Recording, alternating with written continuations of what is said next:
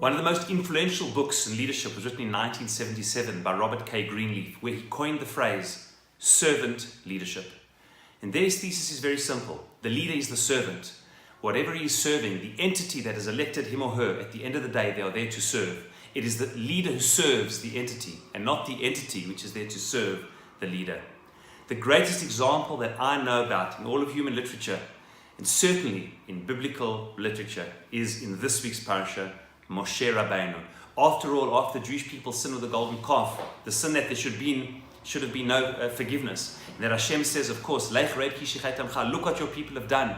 And Hashem says, it's time to destroy the Jewish people. There's no forgiveness for this. That 40 days after saying, Naseh v'nishma, accepting the Torah, and saying we will not bow down to idols, indeed, they build an idol. And God says it's time, God forbid, to blot out the Jewish people and to create a new people, progeny from you, Moses. From you will start a new people. And of course, the very powerful response of Moshe Rabbeinu. Moshe says to Hashem, if indeed you want to, God forbid, destroy this people, Mecheni nami sifracha, blot out my name from your book. I will have no part of it. And Chazal say that Moshe Rabbeinu said, in this world and in the next, I will have no part of this. Moshe Rabbeinu was the epitome of a servant leader. That God forbid, if the people he was leading, that something was going to happen to them and a new people could be made from him? Absolutely not. I am here to serve the people and not the position in any way to serve me.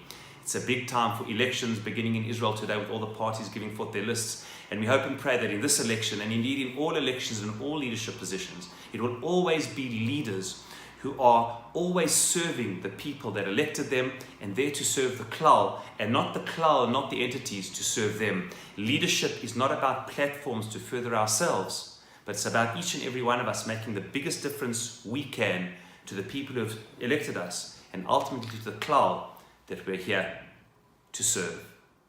Shabbat Shalom.